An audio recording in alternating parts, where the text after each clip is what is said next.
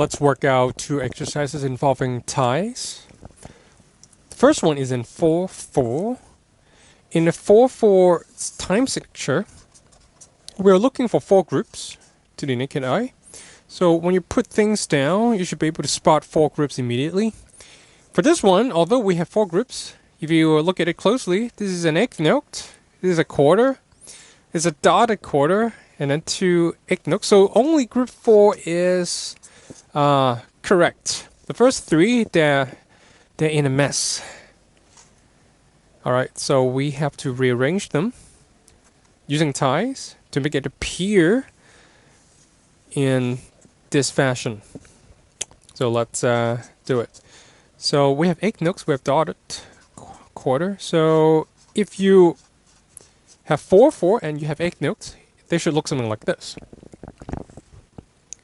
And this one should be helpful. Alright, so we got a first eighth note. Let's keep that. For the second note here, it's a quarter, so you can kind of divide it into eighth notes, right? So I'm going to put the first eighth note here. And the second eighth note here. And then I'm going to tie them. So that's one end, and then the first half of 2. Quarter note, a dotted quarter. You can divide a dotted quarter well first. That's actually 3 eighth notes. Or it can be a quarter plus an eighth note. I'm just combining the first two here. So you can put the eighth note. Well, I'm going to put it down here one more time. So you can put the eighth note here. And then another quarter. And then I'm going to tie them. Hopefully it's not too messy. And then I'm just going to keep the last two. So that's 3 and 4 and. So let's see. Right. So we have groups of 4. And we're good. All right. Next one. This one it's a little bit tricky. So you have 3, 4. That means you're looking for groups of 3. So if you check out the example here, you have 16 notes, and then a dotted quarter. So this one definitely exceeds the length of 1 quarter note. If it involves 16 notes, it can be something like this, right? And then you have 2 more. Or very often you can have something like this as well. So we can reference this, and it might help us. Let's work on it. All right. So the first one definitely exceeds the length of 1 quarter. So what I'm going to do is I am going to put this one down. So that's actually 1 beat, right? But I have a dotted eighth. So again, dotted eighth is actually just 3/16. Or it can be an eighth plus a 16th. So I already put the eighth note here. I need another 16, and I'm just going to tie that. And that's definitely the 16th note here is definitely the start of the second beat. All right.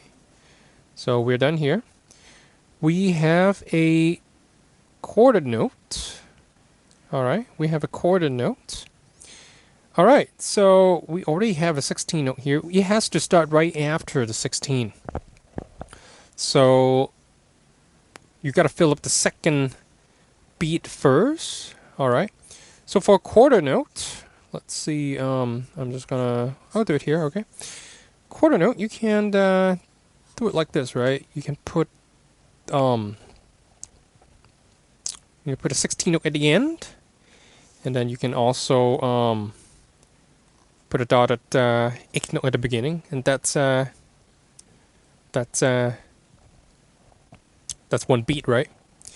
So what I'm gonna do is dotted eighth plus 16th. So the reason I need a dotted eighth here is I need to complete the second beat. So dotted eighth.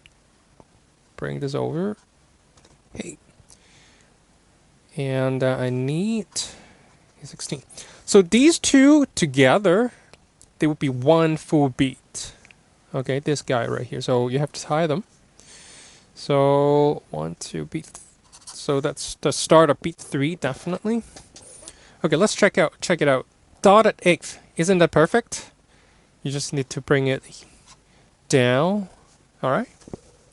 So let's see. I think I'm good. Grips of 3. Each one is exactly one beat. Alright, so a little bit tricky, but I think they're worth the time, and they teach you how you should arrange notes on the paper so they will appear in a really tidy and common sense fashion to the eye. Alright, so that's it. I will see you in the next video, alright?